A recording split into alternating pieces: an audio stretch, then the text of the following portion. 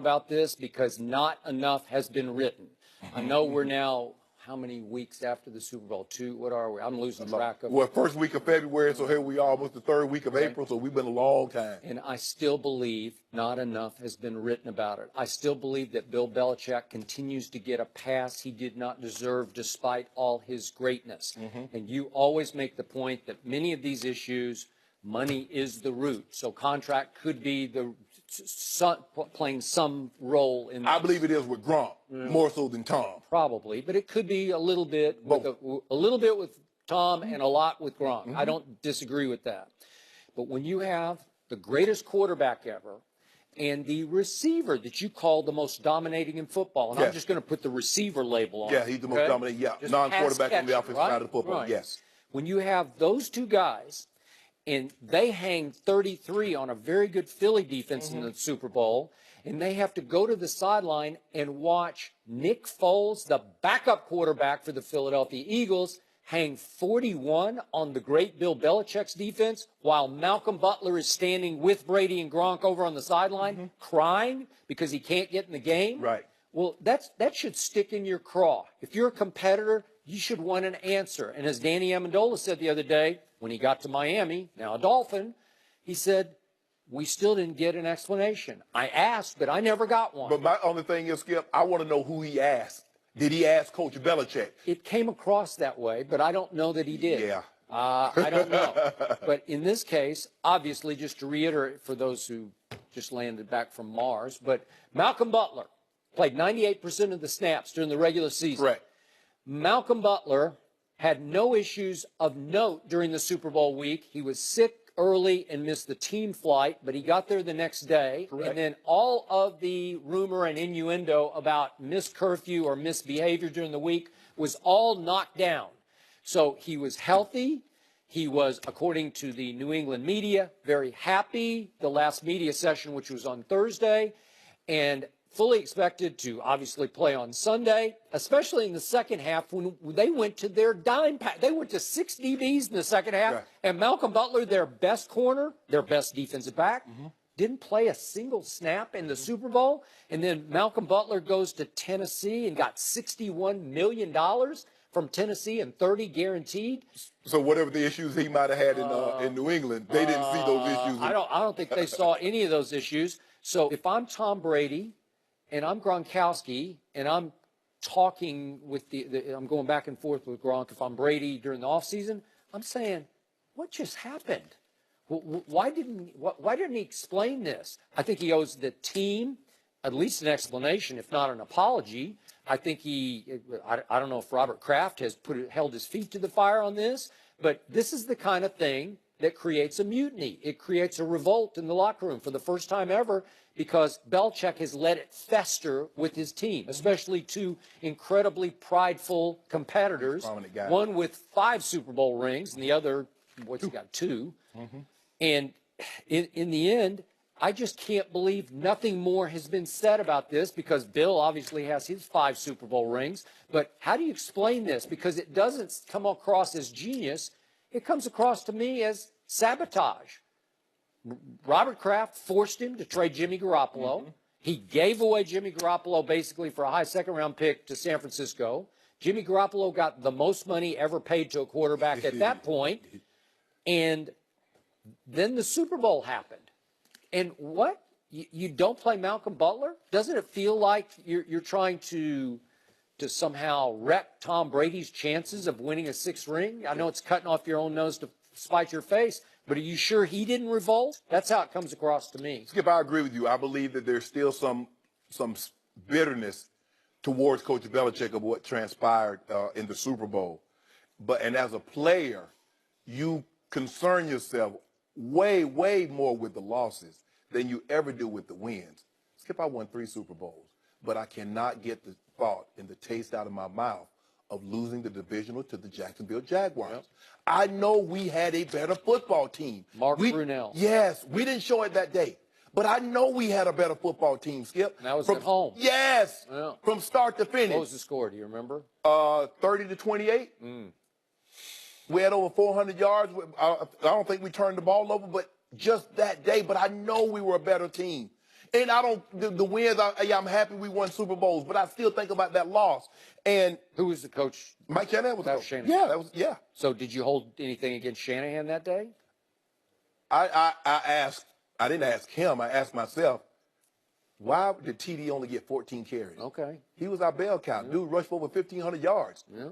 And all of a sudden, we throwing the ball. Now, hey, as a receiver, you like throwing the ball, but I like winning more than I do like catching passes. Now, if I can catch passes and we win, that's doubly good.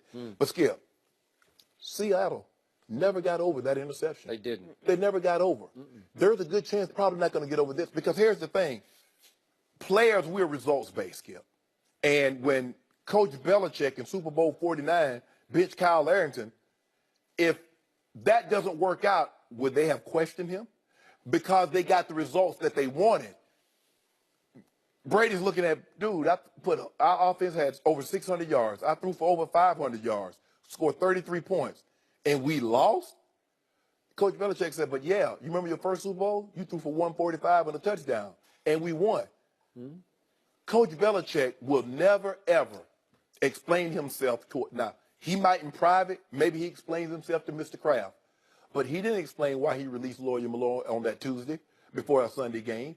He didn't explain why he traded Richard Seymour or Jamie Collins or why he released Willie McGinnis and some of those other guys. So, Skip, you know he's not going to give them an explanation as bad as they want one, and maybe they deserve it. But they look at it and they look at the results, because I can assure you, had they won this game and Malcolm Butler not played, nobody would have ever said a word. They would say, Coach Belichick is a genius. That is the genius. That's what makes him great, because he does things that nobody else would. Who would bench their starting corner? Well, Coach Belichick did, and it didn't work out in his favor. And they're finding up all now.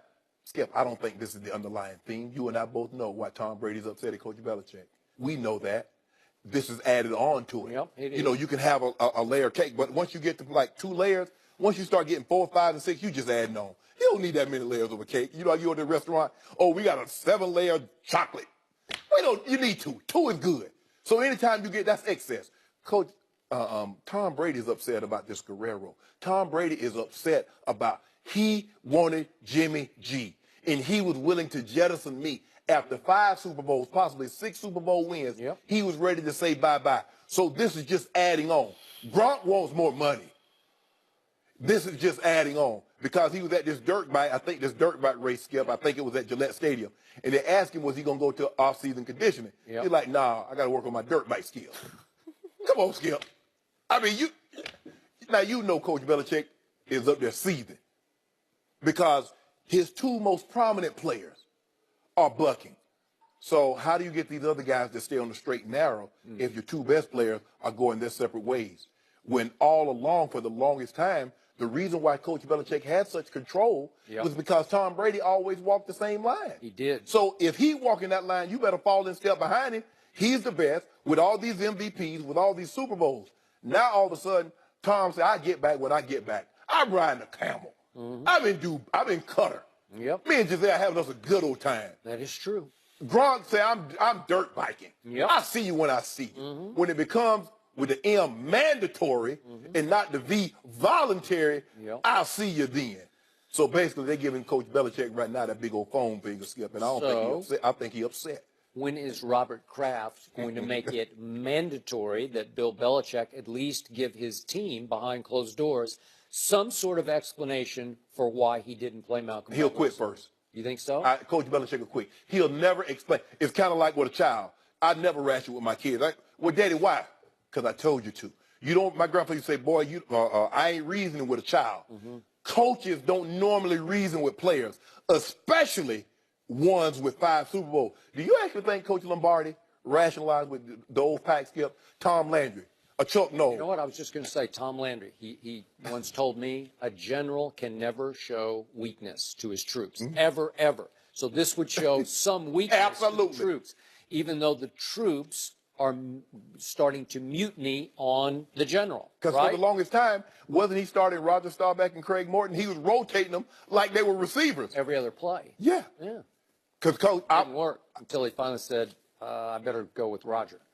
Skip, I was with Dan Reeves in 1992, and we were rotating series with quarterbacks. Sean Moore would play a series, Tommy Maddox would play a series. And we did because Johnny had gotten hurt. And that's the way I was like, I don't think this is how it's supposed to. I've only been in the league 3 years, but I don't really think this is how it's supposed to go in the NFL. Not quarterbacks. Maybe running back you can alternate series, or wide receivers, or defensive linemen. But I don't think you can. How does a quarterback get into a rhythm? Hey, So I forgot you were on the 92 team? I was on the 92 team. When Dallas went in there in December, right before Christmas? We almost beat them, Skip. You did not. Yeah, we did. They beat us by a touchdown. Yeah. But we had time. They went down and got them. They got rolling. They were on a Super them. Bowl roll. They were rolling. Really? Yeah, I'll play a fullback. Yeah, I just remember John standing on the sideline with his long trench coat. And we almost had them with 2 backups. Almost got the Super Bowl champs. Huh. But I knew, I said, I'm going to get y'all one day. Really? One day, the old big 3, y'all going to have to come back in here on Denver. Oh, we got them. 98. Did you? Yeah. Oh, that was when they were done. No, they were done after we got hung 35 on them in the first half. Huh. TD So had. you were playing fullback that day in 90? Yeah. Fullback? Fullback. Had a cowboy collar on and everything. Really? Yeah. Why were you doing that? I had to get on the field. I had to play whatever they tell me to play. Sharp, get in there. Fullback? You should Got to have- leave up on Ken Norton Jr.? You should have mutinied. No, you bad. No, I need that paycheck, Skip. Uh. I mean, I hit Ken Norton hard one time, and I'm like, man, you feel that? Like, man, my shoulder numb too. I'm like, good. Felt good about myself, Joy. I said, but I got to get up out of here. You caught no passes that game? I caught a couple shovel passes, but nothing major, Skip. Yeah. But nothing major. But Tom need to He fall had in 3 line. catches for 16 yards. Yeah, most of them were shovel passes too. Tom Brady needs to fall in line now, Skip. Now I'm tired of him. Fall in line? Fall in line. He'll quit before he falls in I'm line. tired of him acting like a baby. Now this happened 10 weeks ago. That ain't how we do things. We big boys. We move on. I just think it's so ironic that Malcolm Butler It's incredible. caught the interception that broke up the Seahawks, and now he's He didn't play that the broke up. catalyst is going to break up the Patriots. Look, the bottom line is all you need to know, he got $61 million from the Tennessee Titans. Right. Boom. Yeah. And everything they wanted to know about Malcolm Butler, Grable and the general manager came from the Patriots. did? Yeah. So everything they needed to know about Malcolm Butler, they could have found out. and they still gave him that money. So Why isn't anyone interested in Des Bryant? We'll discuss that next.